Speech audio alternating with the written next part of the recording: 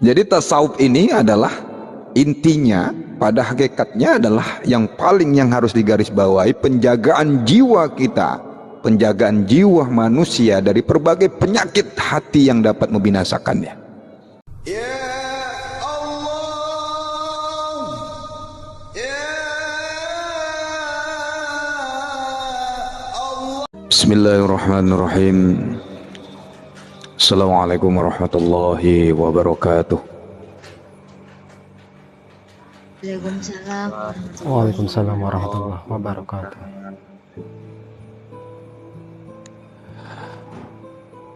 Alhamdulillahi wa kafa. Salatu wassalamu ala sayyidina Muhammadin al-Mustafa wa ala alihi wa ashabihi ahli sirki wal wafa, ma ba'd. Asyhadu an la ilaha illallah wahdahu la syarika lah wa asyhadu anna Muhammadan abduhu wa rasuluh tauja haitsu syi'ta fa innaka mansur. Sallallahu ala sayyidina Muhammad. Assalamu alayka ya abir ruh. Assalamu alayka ya sayyidi ya Rasulullah, nurun ala nurin wa huwa rabbul arsyil azim. La hawla wa la quwwata illa billahil aliyyil azim.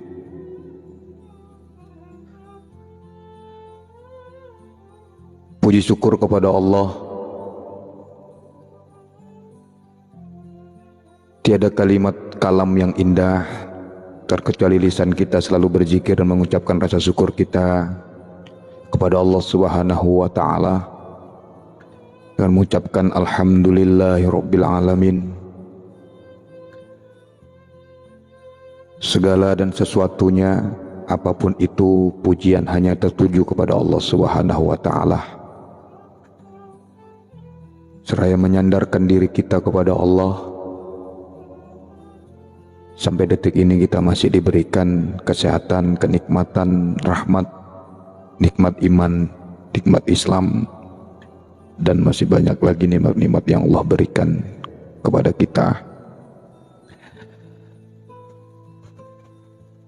Semoga Allah meridhoi apa yang kita kalamkan ataupun meridhoi pertemuan kita pada malam hari ini.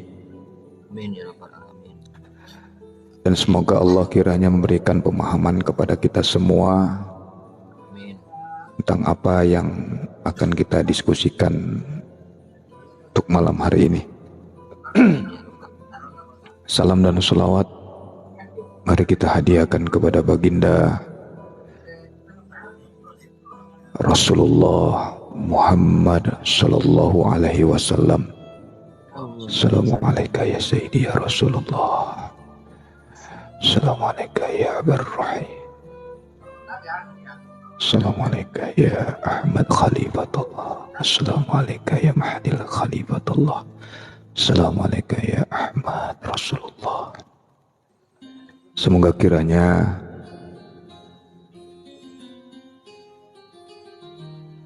kita diberikan syafaat sampai di akhirat kelak, amin ya rabbal alamin. Sahabat-sahabat sekalian yang cintai, yang aku sayangi karena Allah, malam ini kita dengan garis besar akan membahas tentang perjalanan tasawuf, yang sebenarnya bab ini bab dasar untuk memberikan motivasi buat kita semua. Tapi kita sudah selama ini udah cerita melewatin dari yang dasar, malah yang dasar ke belakangan.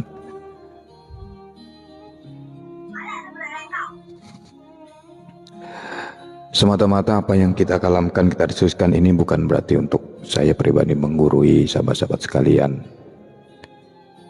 tapi hanya berbagi informasi untuk memberikan edukasi, motivasi dalam bidang mengenal diri, untuk menuju kepada mengenal Allah Subhanahu wa ta'ala, Bahkan kita sudah sampai cerita tentang Nur Muhammad, tentang mengenal suara hati versus suara pikiran. Saya sengaja untuk mengambil tema ini malam ini tentang perjalanan tasawuf, untuk lebih kita semangat lagi memberikan motivasi diri kepada kita semua, edukasi agar kita lebih semangat lagi untuk berjalan menuju kepada Allah Subhanahu wa Ta'ala. Teman-teman sekalian, ilmu tasawuf itu bukanlah ilmu tentang zikir dan wirid semata-mata, bukan tentang cara berpakaian dan berpenampilan lain daripada yang lain. Semalam juga kemarin sudah kita tegaskan bahwa tasawuf ini bukan hanya sekedar banyak wirid, banyak zikir lisannya, tapi tasawuf itu adalah mengajarkan kepada kita bagaimana mempraktekkan, mengalami untuk menuju kepada Allah di luar alam ini. Tasawuf itu bukan untuk mendapatkan ilmu kebatinan. Kadang orang banyak masuk thariqah minta baik.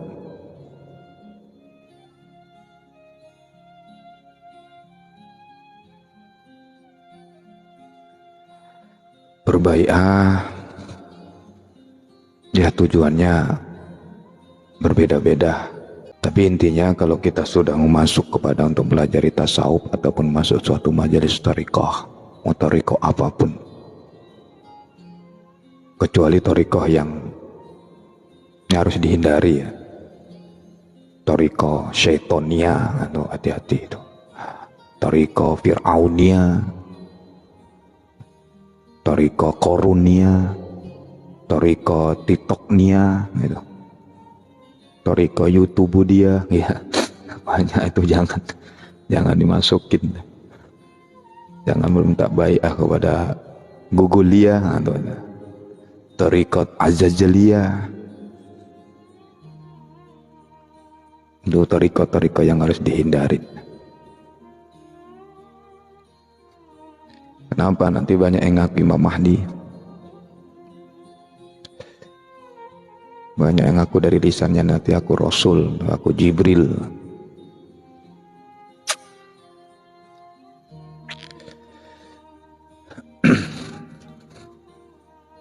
Jadi tasawuf itu bukan untuk mendapatkan ilmu kebatinan atau ilmu dapat untuk memengaruhi orang lain. Ilmu tasawuf yang diajarkan oleh ulama sufi yang muktabar, memang benar-benar dia sufi, adalah ilmu tentang penjagaan jiwa dari berbagai penyakit hati yang dapat membinasakannya. Ini yang perlu digarisbawahi. Ilmu tasawuf itu adalah ilmu tentang penjagaan jiwa dari berbagai penyakit hati yang dapat menghancurkannya.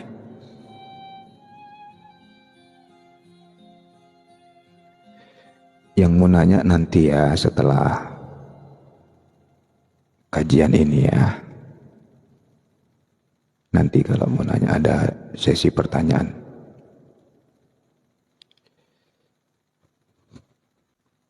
Sekali lagi saya katakan bahwa tasawuf itu bukan untuk mendapatkan ilmu kebatinan atau dapat memengaruhi orang lain atau sekedar mendapatkan ilmu bisa supaya kasyaf gitu, supaya sakti, supaya dapat karomah kayak wali gitu misalnya. Nah, itu bukan tasawuf, itu tasawuf ya.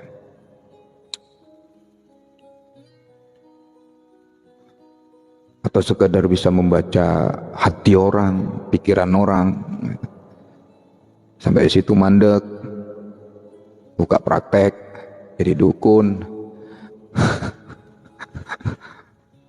Jadi tasawuf ini adalah intinya, pada hakikatnya adalah yang harus digarisbawahi penjagaan jiwa kita, penjagaan jiwa manusia dari berbagai penyakit hati yang dapat membinasakannya.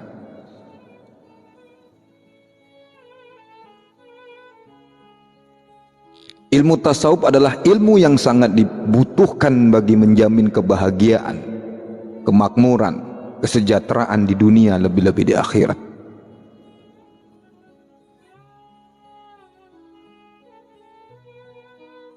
Ilmu tasawuf inilah yang diperlukan oleh sebenarnya pembesar-pembesar, oleh presiden, oleh raja-raja, untuk agar mereka tuh layak menjadi pemimpin yang baik dan adil. Jadi kalau pemimpin-pemimpin, penguasa kita, pejabat kita belajar ilmu tasawuf, sejahtera rakyat.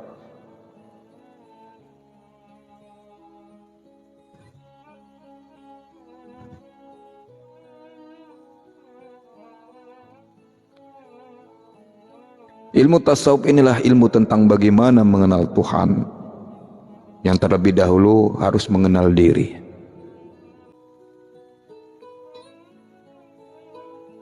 Maka bisa juga dikatakan dengan tegas, tanpa tasawuf fasik.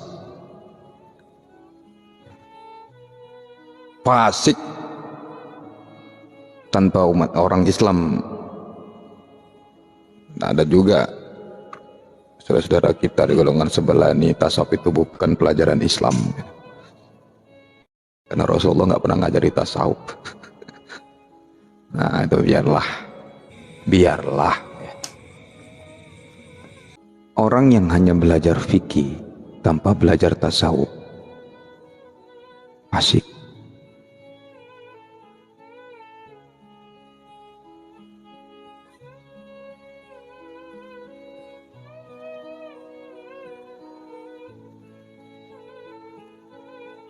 Kalau kata Imam Malik radhiyallahu anhu, fikih tanpa tasawuf adalah fasik, tasawuf tanpa fikih adalah zindik. Syariat tanpa hakikat itu buta.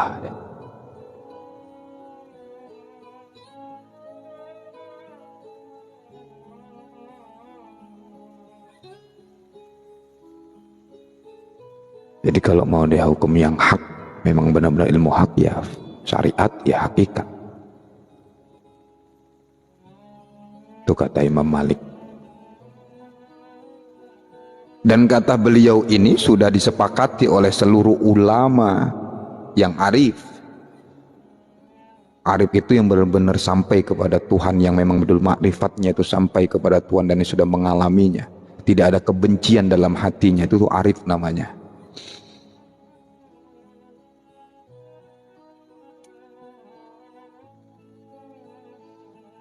Ada juga yang belajar tasawuf tapi hatinya masih suka membenci orang, itu bukan arif. Berarti belum ma'rifat, belum sufi, hanya belajar saja. Mengamalkan fikih tanpa disertai tasawuf bisa membawa seseorang itu kepada menjadi fasik. Lantas bagaimana kita mempelajari tasawuf ini? Ya kepada orang yang tahu tasawuf.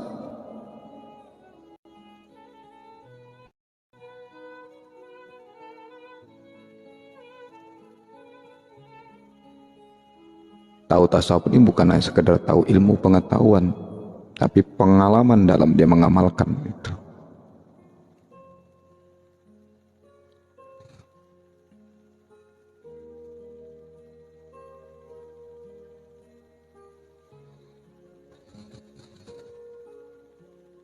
Kepada guru mursyid.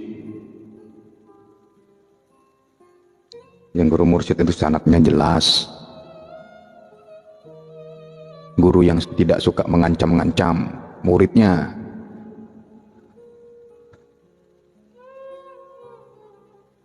Kalau keluar kau dari majelisku, ku cabut ilmumu, itu bukan mursyid namanya.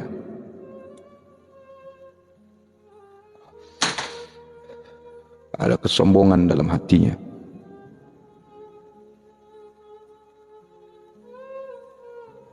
cabut kau dari majelis ini, dari thariqat ini, kau buat susah dirimu. Bukan mursyid, tapi silit.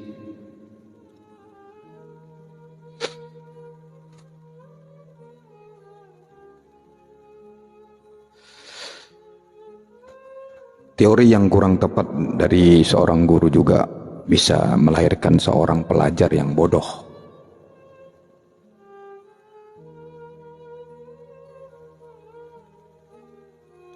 Ada satu pantun, jubah putih tergantung dipakai dan disarung,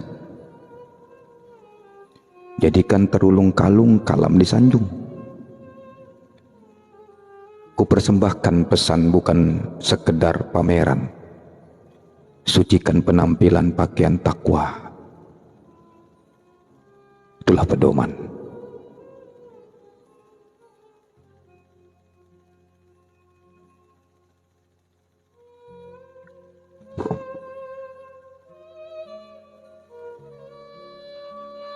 Nanti bisa dibuka di surat Al-Isra ayat 36. Kata Allah, dan janganlah engkau mengikuti apa yang engkau tidak mempunyai pengetahuan mengenalnya. Saya ulangi kalimatnya, firman Allah. Dan janganlah engkau mengikuti apa yang engkau tidak mempunyai pengetahuan mengenainya. Sesungguhnya pendengaran dan penglihatan serta hati semua itu akan diminta pertanggungjawaban di hadapan Allah.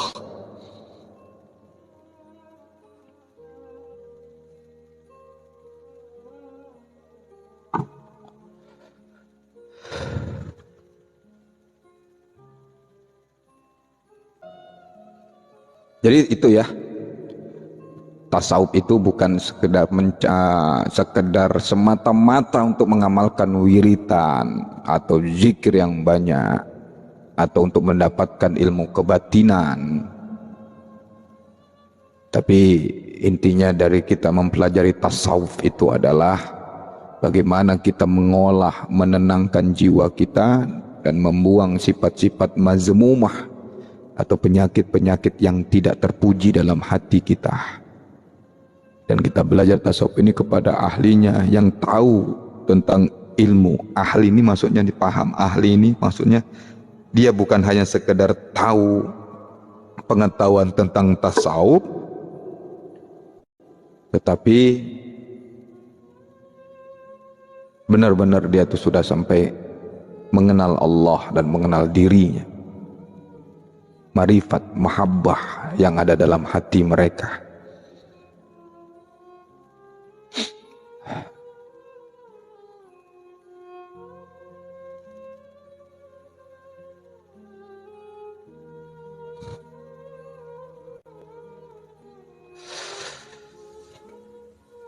Baik, kita mau cerita kisah seorang wali yang tidak fasih membaca Al-Fatihah.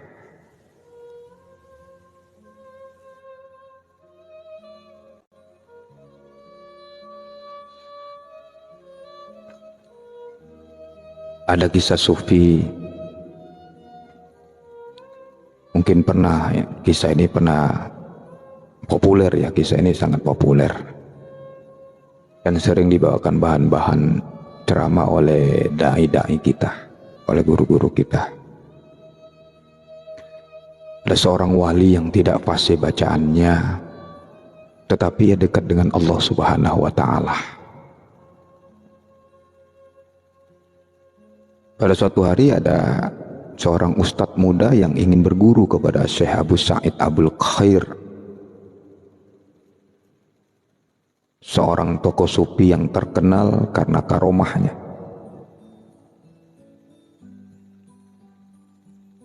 Rumah beliau ini, rumah Syekh Abu Sa'id ini di tengah-tengah padang pasir.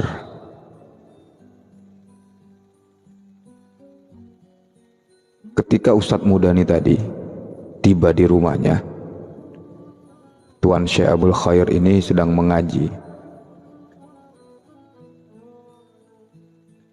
Pada waktu Syekh Abul Khair ini membaca surah Al-Fatihah, di saat itulah Ustadz muda tadi ini kurang puas hati dengan makhraj bacaan Al-Quran. Apa yang dibaca oleh Syekh Abdul Khair tadi, yang dinilainya itu kurang pas, Syekh.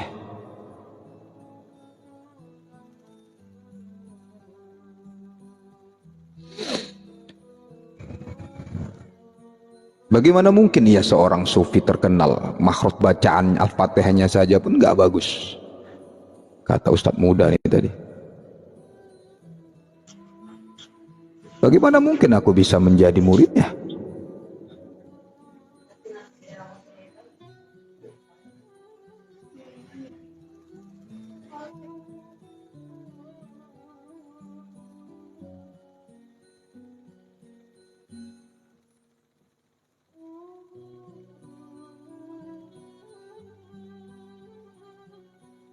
Bagaimana mungkin aku bisa menjadi muridnya? Yang dipikir Ustadz muda itulah yang berniat berubah niatnya untuk berguru kepada Tuan Syekh Abdul Khair tadi. Kemudian Ustadz muda itu pergi tanpa izin. Diam-diam dia pergi dari rumah Tuan Syekh Abdul Khair tadi.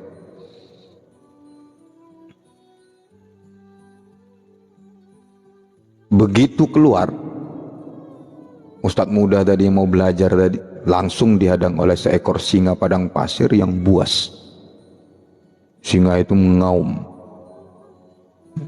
dengan kerasnya, kayak hendak mau memangsa Ustadz muda tersebut.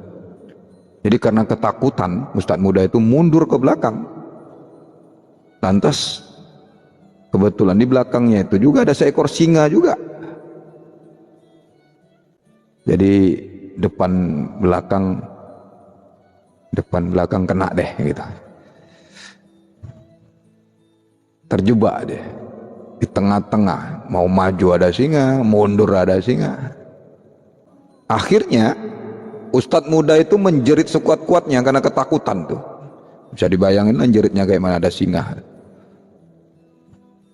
Begitu mendengar teriakan dari luar, Tuan Syekh Abdul Khair tadi segera turun keluar meninggalkan majelisnya. Beliau menatap kedua ekor singa itu yang buas tadi, yang mau makan menerkam Ustadz muda tadi. Ngomong kepada singa-singa itu, "Wahai singa, bukankah sudah aku beritahu kepadamu, jangan pernah kalian mengganggu para tamuku?" Ngomongnya cuma begitu doang. Ajaib. Singa-singa itu tadi yang tadinya terlihat buas, tiba-tiba duduk bersimpu di hadapan Tuan Syekh Abdul Khair tadi. Kemudian Tuan Syekh tadi mengulas membelai-belai gitu. Memijit-mijit, memegang-megang telinga singa itu dan menyuruhnya pergi. Jadi setelah singa itu tadi benar-benar jauh, Ustadz muda tadi itu merasa keheranan. Bagaimana Anda dapat melakukan singa-singa yang begitu liar itu? Anak muda, selama ini aku sibuk memperhatikan urusan hatiku. Bertahun-tahun aku berusaha menatap hatiku hingga aku tidak sempat berprasangka buruk kepada orang lain. Untuk kesibukanku menaklukkan hatiku ini, Allah Subhanahu wa Ta'ala telah menaklukkan seluruh alam semesta kepadaku. Semua binatang buas di sini termasuk singa padang pasir yang buas itu, semua tunduk kepadaku. Itulah yang dijelaskan oleh Tuan Syekh Abdul Khair. Ustadz tadi itu hanya terdiam dengan penuh rasa malu, tertunduk, malu, dia pucat mukanya. Namun di sisi lain, ia begitu mengagumi karomah yang dimiliki oleh Tuan Syekh Abdul Khair tadi. Engkau tahu kekuranganmu, hei anak muda, kata Syekh tadi. Tidak, wahai Tuan Guru. Selama ini engkau sibuk memperhatikan hal-hal lahiriah hingga nyaris lupa memperhatikan hatimu. Karena itu engkau takut kepada seluruh alam semesta. Itulah yang dijelaskan oleh Syekh Abdul Khair. Akhirnya Ustadz tadi berubah niatnya untuk pergi dan menetapkan hatinya itu untuk menjadi murid Tuan Syekh Abdul Khair, seorang wali Allah. Di kisah ini adalah bukan hanya sekedar kisah, tapi mengambil pelajaran buat kita untuk memperjelas apa yang kita kalamkan tadi di awal, bahwa tasawuf itu intinya untuk bagaimana kita tuh berusaha membersihkan hati kita, sibuk dengan hati kita, sibuk dengan penyakit-penyakit hati kita. Kita tidak akan mengenal diri, mengenal Tuhan, kalau hati kita itu masih ada penyakit-penyakit. Maka tasawuf inilah untuk mempelajari bagaimana kita benar-benar masuk mempraktekkan untuk membersihkan hati kita ini, sehingga kita tidak sibuk untuk melihat secara johir diri orang lain, seperti cerita kisah yang seorang ustadz tadi yang mau belajar. Jadi kisah ustadz tadi itu sebenarnya ya pandangan yang awalnya yang dia pandang melihat lahir ya kepada wali Allah tadi, Tuan Syekh tadi, ya itulah sifat ajajil yang hanya memandang, ataupun kita bilang dajjal, lambang dajjal itu kan mata sebelah. Jadi hakikat dajjal itu melihat hanya mata, sebelah mata, hanya johir yang kita lihat kepada seseorang, sehingga ajajil itu tidak mau sujud sebagai tanda penghormatan apa yang diperintahkan Allah Subhanahu wa Ta'ala. Dia merasa sudah besar, dia merasa sudah paling hebat. Ana khairu minhu.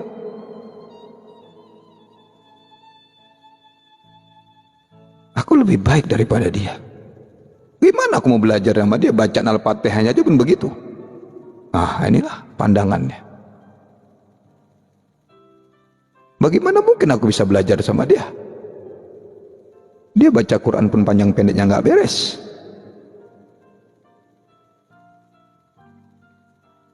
Ya fenomena-fenomena seperti ini banyak kita jumpai. Imam kok bacaannya kayak gitu. Nah kan, akhirnya apa? Begitu kita jadi makmum, mulutnya pun udah mulai di belakang. Nah itu mainkan di mulutnya, tanda ketidaksukaan. Akhirnya begitu habis sholat, yang imam tadi sudah nggak ada, dia ceritakan kelompok. Habis sholat nyeritakan imam lagi. Imam dari mana itu? Tasawuf itu nggak seperti itu. Itu makanya tadi dibilang fikih tasawuf ini jindik. Maka sangat wajib fardu ain, bahkan kita bilang para ahli sufi mengatakan pelajari bagaimana kita mempelajari tasawuf ini, mengenal diri supaya kita tahu diri, penyakit-penyakit yang ada dalam diri hati kita ini. Bagaimana kita bisa mengenal Allah kalau kita tidak mengenal diri kita? Bagaimana kita bisa mengenal diri kita kalau kita tidak tahu penyakit hati kita? Dan lantas bagaimana kita bisa mencintai diri orang lain sedangkan diri kita nggak kita cintai? Dan inilah sebenarnya yang diajarkan, yang dibawakan oleh baginda Rasulullah Muhammad sallallahu alaihi wasallam.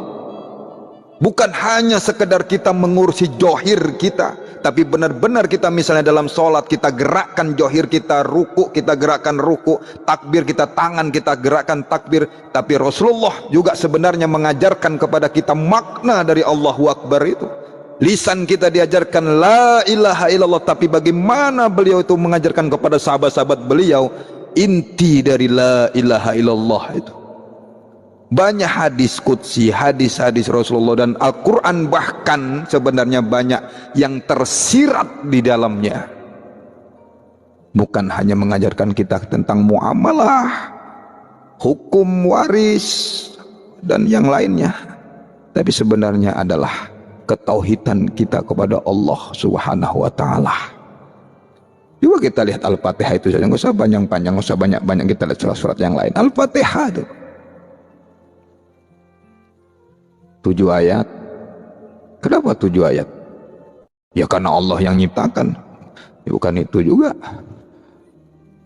Dan ada 7 huruf di dalam Al-Fatihah itu yang semalamnya kita singgung, yang ditanya saudara kita itu, yang tidak ada dalam Al-Fatihah itu. Apabila kita masuk di dalam yang 7 yang tidak ada dalam Al-Fatihah itu, hancurlah diri kita dan dunia ini. Sekarang udah kelihatan.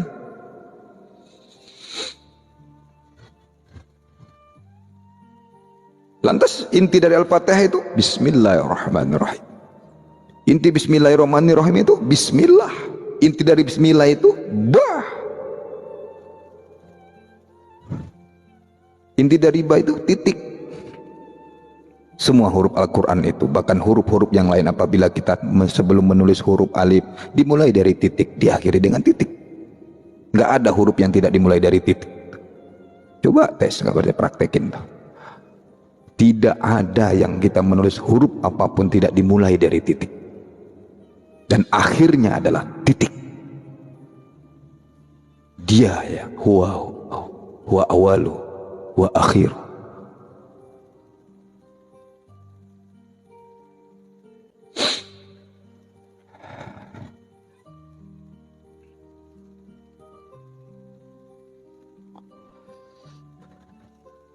Kenapa selama ini kita tidak menerima ilmu tasawuf itu? Karena kolbu kita buta dan dibutahkan Allah.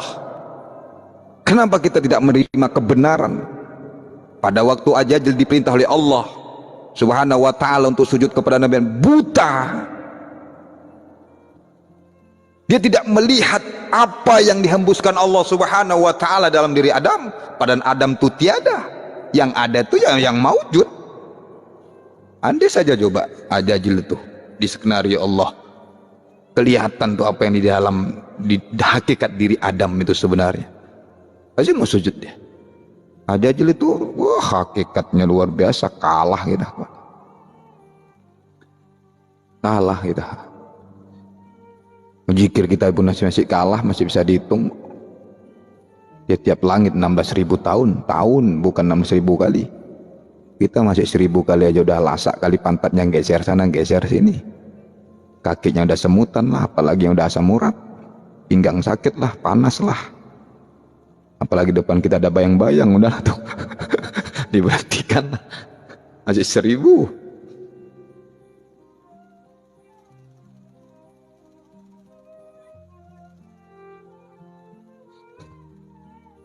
Tiap langit 16.000, sujudnya aja 5.000 tahun.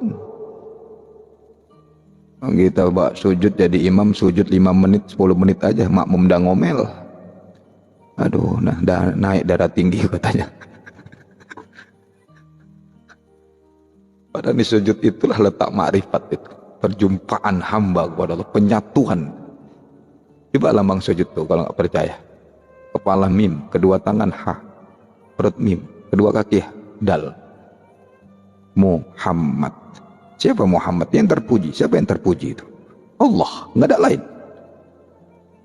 Lenyap hamba itu ketika sujud, nggak ada lagi yang sujud, yang ya itulah dia. Tapi secara torikonya masih kaji hakikatnya, ya berarti hamba, kalau kita tarik kepada Nabi Muhammad bin Abdullah, berarti hamba itu sujud kepada Allah.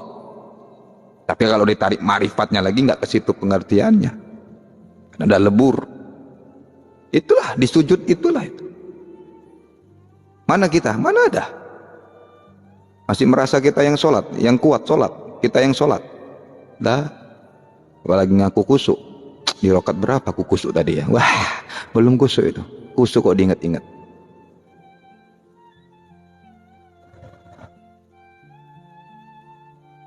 Padahal di awal itu sudah digambarkan Allahu Akbar, itu dia. Siapa yang sholat? Siapa yang takbir? Sanggup kita kalau mulut kita ini nggak digerakkan Allah? Siapa kalam itu? Ya mutakalimun. Siapa kudrat itu? Ya qadirun. Siapa hayat itu? Ya hayun. Siapa ilmu itu? Ya alimun. Ada yang lain? kita? Mana ada? Adam, tiada.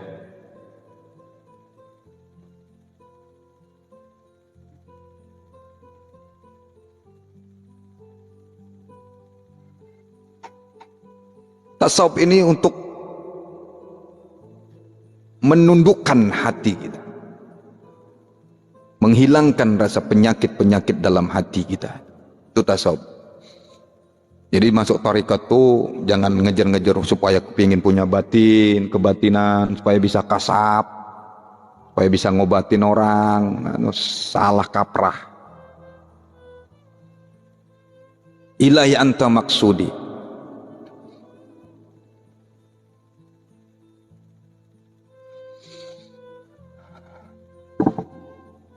Mari kita dengar apa yang dikatakan Tuan Guru Syekh Abdul Qadir Al-Jailani radhiyallahu anhu di dalam kitab beliau yang terkenal Sirrul Asrar. Beliau mengatakan penyebab kebutaan kalbu itu adalah karena pertama, adanya tabir gelap. Kalau dalam bahasa Arabnya al-hujub az-zulmaniyah, tabir yang gelap.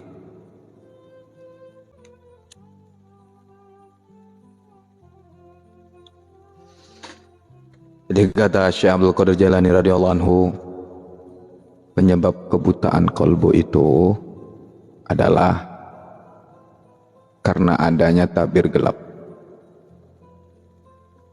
Kedua, lalai. Ketiga, lupa karena jauhnya diri dari menepati janji pada Allah. Apa janji kita sudah sering kita ungkapkan? Alastu birabbikum. Apa janjinya, di mana letaknya? Qalu bala syahidna. Kira-kira ini, itu yang firman yang nanya siapa, yang jawab siapa itu?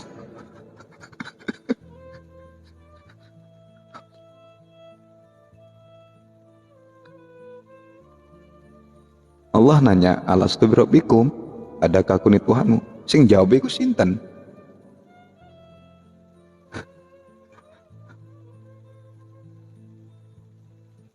Qalu bala syahidna.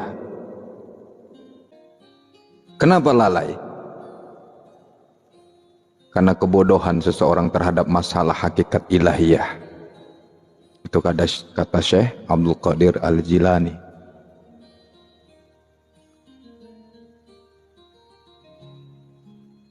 Kenapa bodoh? Ya karena kalbu dikuasai oleh sifat-sifat tercelah. Apa sifat-sifat tercelah itu?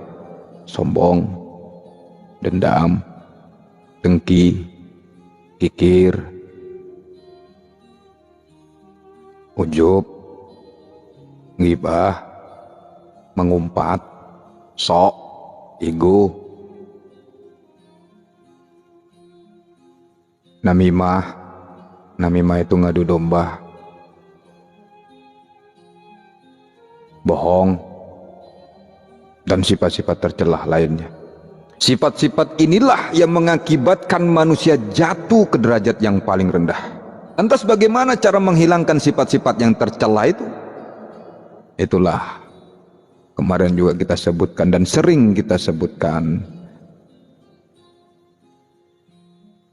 dengan membersihkan cermin kolbu dengan alat pembersih. Apa alatnya? Tauhid, ilmu, dan yang paling penting adalah amal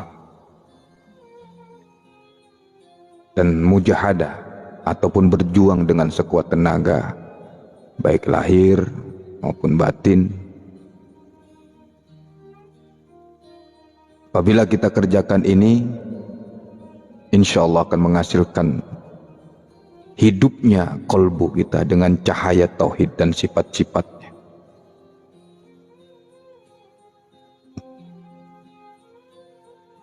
Kalau seorang manusia itu telah berhasil menghidupkan hatinya yang dihidupkan oleh Allah, maka ia akan ingat pada negeri asalnya, yaitu alam lahut. Kalau sudah ingat, ia akan rindu pulang dan ingin sampai ke negerinya yang hakiki. Selanjutnya, setelah tabir gelap tadi atau al-hujub al-zulumaniyah itu hilang, maka yang tersisa adalah tabir cahaya atau sering disebut al-hujub an-nuraniyah.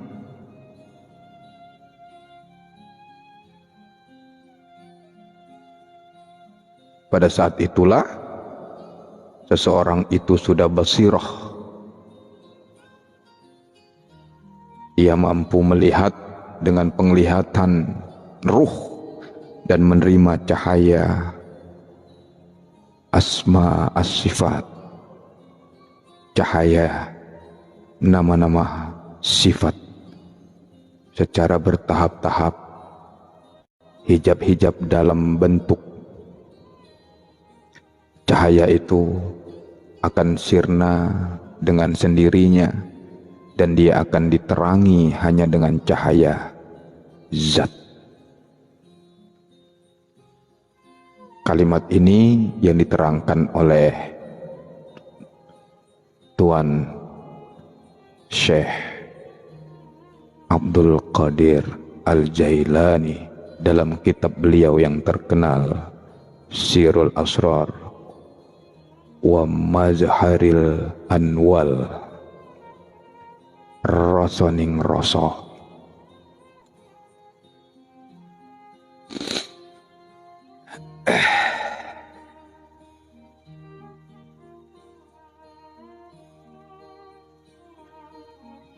Mari kita ke dalam diri kita.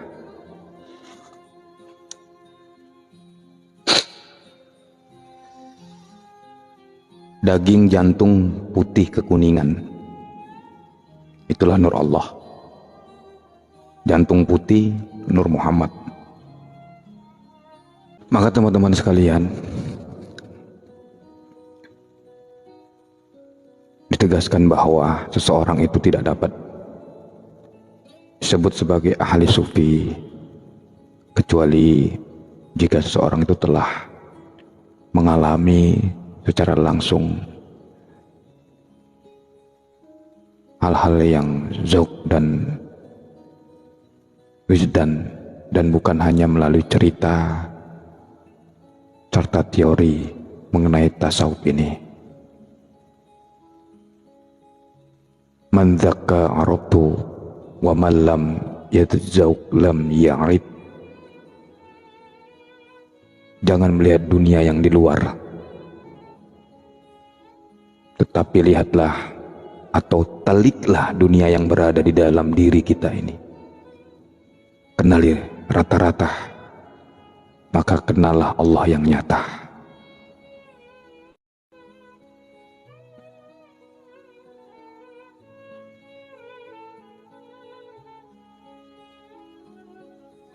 Maka dengan keterangan tema malam hari ini, mari kita lebih semangat lagi. Terus kita, kalau hati kita ini masih ada digerakkan untuk mengingat Allah, itu artinya Allah ingin dikenal. Tapi kalau hati kita adem-adem saja, tenang-tenang saja, atau tidak ada getaran-getaran untuk mengingat, itu artinya Allah mendiamkan kita dan menambahkan hati kita itu dimatikan Allah.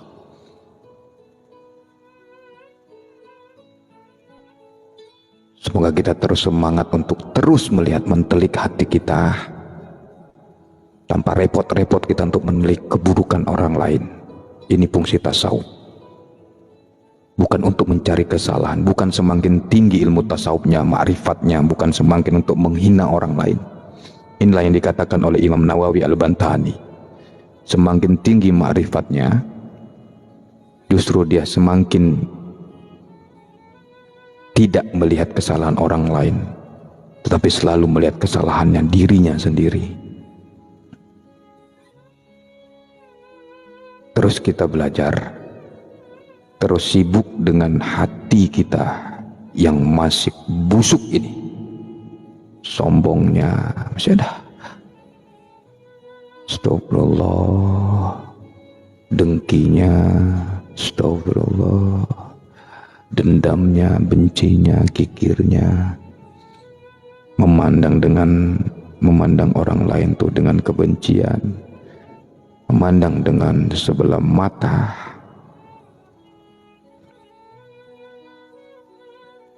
Ya, barangkali ini saja yang bisa kita sampaikan.